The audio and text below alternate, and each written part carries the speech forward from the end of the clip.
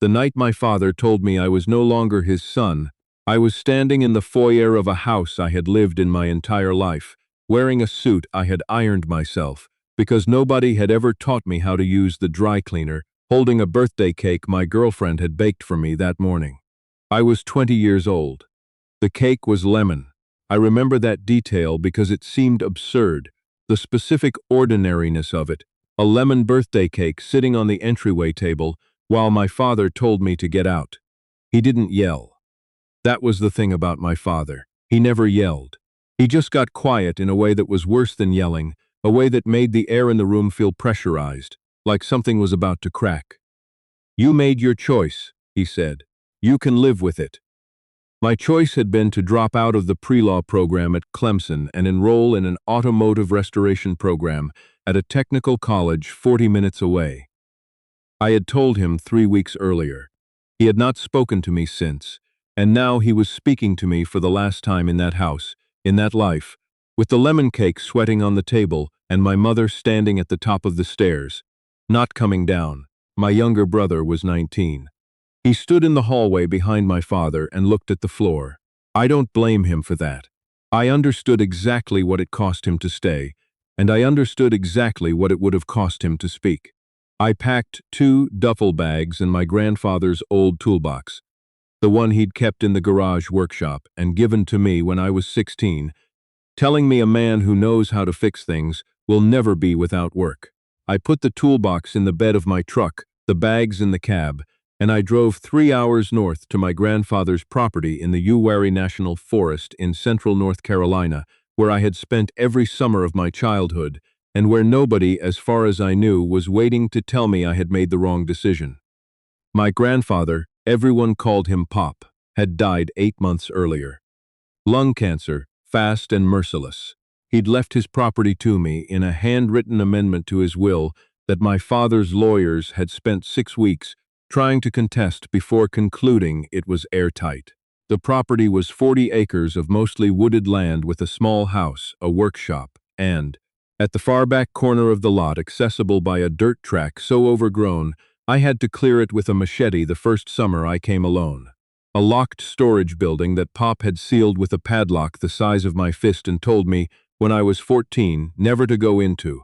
"That building stays closed until I say otherwise," he had said. Just once, matter-of-factly, and then he'd moved on to teaching me how to rebuild a carburetor, and we'd never discussed it again. I had listened. For 6 years I had listened. The key was on the same ring as the property keys, which his attorney had handed me in a manila envelope after the will was probated. It was a heavier key than the others, older, with a flat bow and a long barrel. I'd looked at it the day I received it, and then put it in the cup holder of my truck, where it had stayed for 8 months. The night I arrived at Pop's property. My property now, though that word felt strange in my mouth. I sat on the porch steps in the dark and ate gas station crackers for dinner and thought about the lemon cake I had left behind. I thought about my mother at the top of the stairs. I thought about my brother looking at the floor. Then I stopped thinking and went to sleep on the couch, because I was tired and the sheets on the bed weren't made up, and I didn't have the energy to find them. I spent the first 2 weeks doing maintenance. The house needed gutters cleaned, a section of porch railing replaced, a slow leak under the kitchen sink addressed. I called the auto restoration program and deferred my start date by 1 semester. I bought groceries in the nearest town, a place called Denton with 2 stoplights and a diner where the coffee was terrible and the pie was outstanding. I did not call my parents. My brother texted me twice, once to ask if I had arrived safely, once to say he was thinking about me. I texted back that I was fine both times and meant it both times. On the 15th day, I walked the dirt track to the storage building with Pop's key ring in my hand. I want to tell you I had some dramatic reason for choosing that morning. I didn't. I had run out of maintenance projects, and I was restless, and the building was there. It had always been there, a rectangular metal structure with a corrugated roof, sided in weathered gray boards, sitting in a small clearing at the edge of the property where the trees opened up and let in some light. Pop had always kept the area around it clean mowed. Even after he got sick, he'd paid a neighbor's kid to mow it. Whatever was inside, he'd cared about it enough to maintain the perimeter. The padlock was stiff, but the key turned. The hinges were heavy-duty and well-oiled, which told me Pop had been in here at some point, recently enough that he'd oiled the hinges. The door swung open. My first impression was the smell, cedar and machine oil and something mineral, like old paper or concrete. My second impression was how organized everything was. I don't know what I had expected.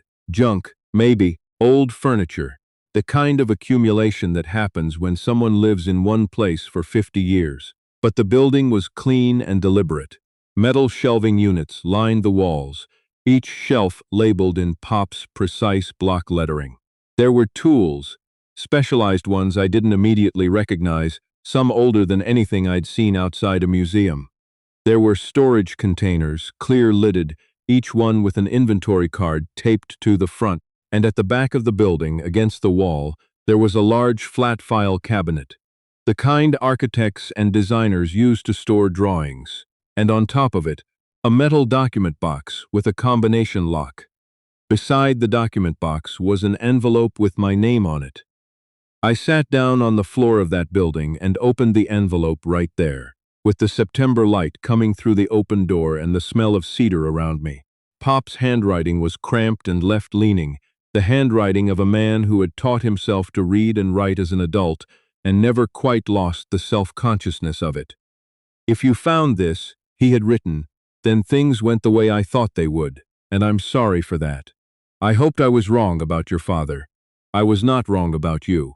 The combination is the year your grandmother and I got married. You know it. Everything in this building belongs to you. But the box is the important thing. Read what's in the box before you do anything else. There are people listed in there who can help you. Go to them first. One more thing. What's in that box is not comfortable. But you're not somebody who needs comfortable. You're somebody who needs true.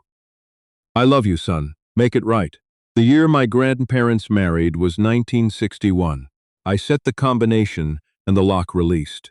Inside the document box were three things: a flash drive in a small plastic case, a handwritten ledger, old, spiral-bound, the pages dense with figures and dates and names, and a legal document, 6 pages long, with the header of a law firm in Charlotte. I sat in that building for 3 hours reading.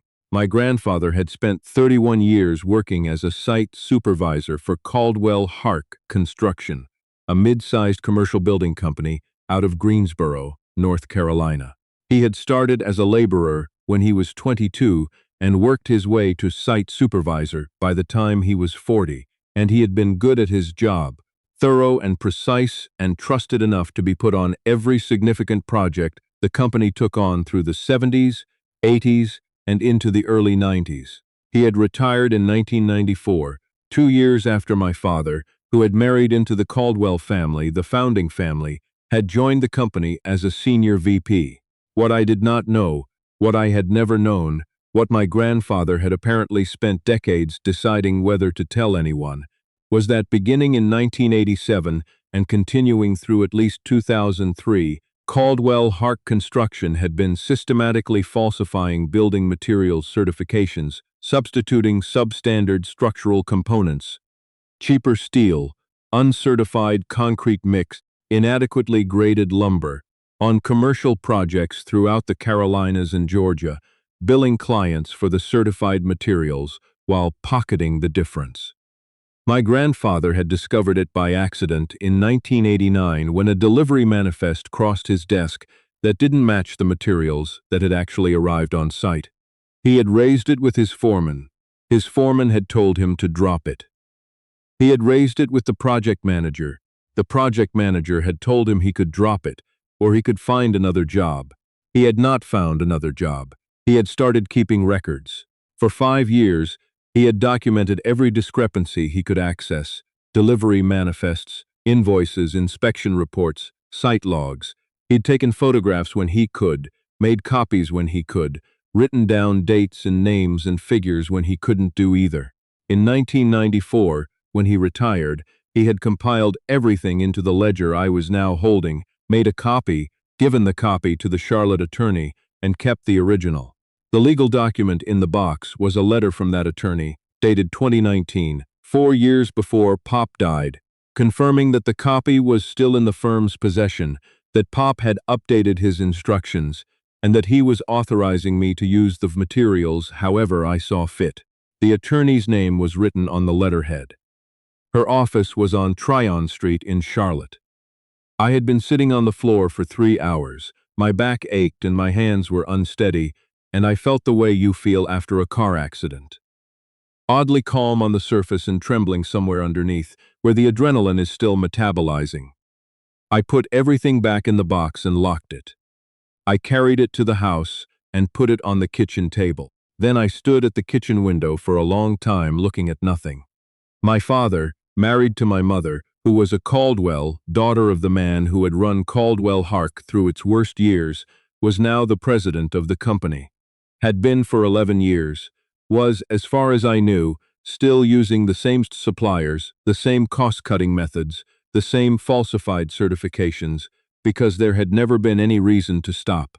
Buildings that people lived in, schools, a public parking structure in downtown Winston-Salem, a municipal water treatment facility outside of Fayetteville. All of it in Pop's ledger, all of it documented, all of it built with materials that were not what they claimed to be. I thought about the men my grandfather had worked beside. I thought about the people who had worked in those buildings, who still worked in those buildings, who sent their kids to school in buildings whose bones were cheaper than the permits claimed. I called the Charlotte attorney the next morning. Her name was Sylvia Crane. She'd been a junior associate at the firm when Pop first came to them and was now a senior partner. She knew who I was. Pop had told her he was leaving everything to his grandson, and when I told her I had opened the document box and read the contents, she was quiet for a long moment.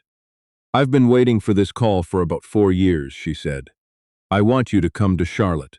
I drove down 2 days later. Sylvia Crane's office was on the 14th floor of a building on Tryon Street, and she was a small woman in her 60s with reading glasses on a chain around her neck, and the kind of focused attention that makes you feel like you're the only person who exists. She had a copy of the ledger in a manila folder on her desk, and she had additional materials her firm had gathered over the years. Public records, inspection reports, project filings. "Your grandfather was methodical," she said. "Everything he documented is detailed enough to be corroborated through public records." The question was never whether there was a case. The question was who was going to bring it. "What does bringing it look like?" I asked. She explained. The relevant federal statutes covered fraud in commercial construction, where any federal funding or interstate commerce was involved, and several of Caldwell Hark's projects had touched both. There was a federal whistleblower provision, the False Claims Act, that provided for a percentage recovery to the person who brought the information forward. Given the scale and duration of the fraud, the potential recovery was substantial. How substantial? She gave me a figure. I made her repeat it. "There is a complication," Sylvia said. "Your father is the current company president. Any investigation will go through him. It's likely he'll be named personally." I looked at the view of Charlotte through her office window, traffic on Tryon, the sun catching the glass of the buildings across the street. "I know," I said. "I want to make sure you understand what that means." "He told me to get out of his house," I said, 2 weeks ago. She was quiet again. Then she said, "Your grandfather told me, when he first came to me, that he was afraid whoever he trusted with this would use it as a weapon and not as a correction. He was afraid of exactly that." I thought about that for a long time. "What did you tell him?" "I told him to wait until he found someone who wanted to fix it more than they wanted to win." I looked at my hands. They were mechanics' hands, already calloused in the right places, with grease worked into the cuticles that didn't come out no matter how many times I scrubbed. "I don't know if I'm that person," I said honestly, "but I want to try." She nodded once. "That's enough for now." The process was not fast. I want to be honest about that because a lot of stories about justice compress time in a way that makes it seem like the right decision produces immediate results. It doesn't. The next 8 months were the most ordinary 8 months of my life in certain ways, and the most grinding in others. I started the automotive restoration program in January. I drove to Charlotte twice a month to meet with Sylvia and a federal attorney her firm brought in, a methodical man named Douglas who communicated entirely in declarative sentences and seemed incapable of uncertainty. I worked on a 1968 Dodge Charger in the shop lab, and I drove back to Pop's property on weekends, and I called my brother on his birthday and left a voicemail he didn't return. I did not contact my parents. Federal investigators came to Sylvia's office in February. They reviewed Pop's ledger and the corroborating materials. They asked me questions for 4 hours, careful procedural questions about how I'd come to possess the materials and what my relationship was to the company. I answered everything truthfully, including the part about being told to leave my parents' home the previous September. The lead investigator, a quiet woman named Agent Fielding who took notes in a paper notebook rather than a tablet, paused when I got to that part. "Your father owns what percentage of Caldwell Hark currently?" she asked. 22%, I said. My grandfather had made sure I knew the company's ownership structure before he died. I hadn't understood why at the time. She wrote something down. In April, Sylvia called to tell me that investigators had executed a search warrant at Caldwell Hark's offices in Greensboro. My father had been served with a target letter the same morning. The company's board had placed him on administrative leave pending the investigation. I was in the shop lab when the call came. I stepped outside into the parking lot and listened to Sylvia explain the timeline and what would happen next, and I felt not satisfaction exactly, something more complicated. I called my brother that night. He picked up. "I heard," he said. "I know. Mom is." He stopped. Started again. "It's bad here. I know," I said again. "I'm sorry. Don't be sorry. I've known about the company thing for 3 years. I found some stuff in his office." A pause. "I didn't know what to do with it." I closed my eyes. "Why didn't you call me?" "Because I didn't know what I wanted to happen," he said quietly. "I think I was hoping it would just stay buried." We talked for 2 hours that night. It was the longest conversation we'd had since I was 18. He was still living at home, still in the pre-law program my father had enrolled us both in, still trying to figure out what he actually wanted. I told him about Pop's building, about the ledger, about Sylvia Crane and Douglas and Agent Fielding, and the 8 months of Charlotte drives and ordinary grinding process. He listened without interrupting, which was how he had always been, a listener, not a talker, my brother. When I finished, he said, "Pop knew, didn't he? That's why he left you the property." "Yeah," I said. "I think so. He always liked you better anyway." "That's not true." "It is a little bit true." I laughed. First time I had laughed in a while. The formal indictment came down in July. My father was charged on 11 counts: wire fraud, mail fraud, conspiracy to commit fraud, and several additional charges under federal contracting statutes. The company's CFO, who had been with Caldwell Hark since 1991, was charged alongside him. 3 other former executives were named as co-conspirators. Sylvia called me the morning the indictment became public. "There will be press," she said. "Some of it will find you. I'd recommend not commenting." "I know," I said. I had learned not to say anything I didn't need to say. There was press. A piece in the Greensboro News and Record, then a longer story in the Charlotte Observer, then a segment on a regional news channel. The Caldwell Hark story was documented clearly in all of them. Decades of materials fraud on commercial projects across multiple states, the buildings named, the estimated cost differential. My grandfather was described as a former site supervisor who had kept records for years and passed them to his grandson. Nobody called me except my brother Sylvia, and once my mother.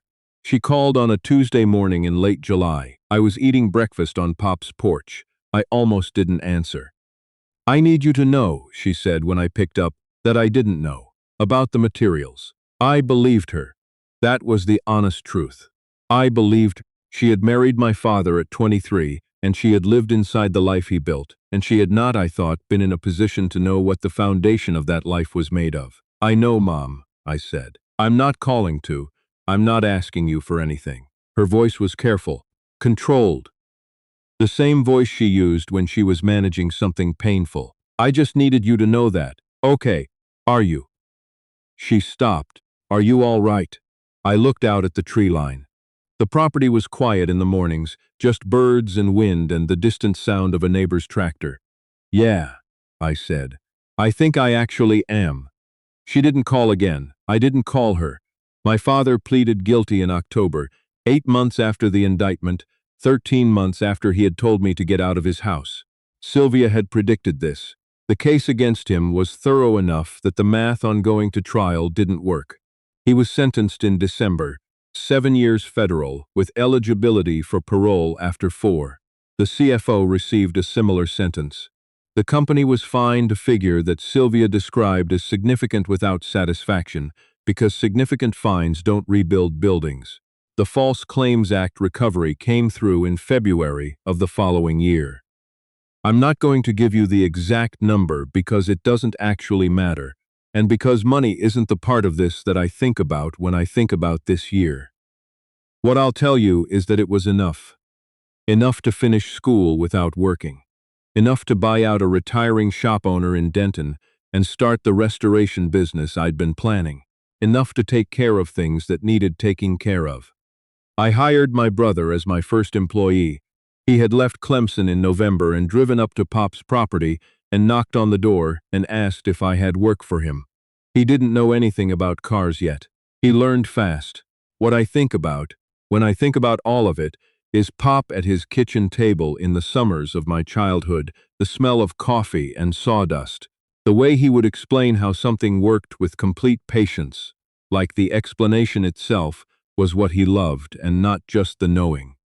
He had known something for 30 years that he had not known what to do with, and he had waited, and he had left it to me to decide. I think about the buildings.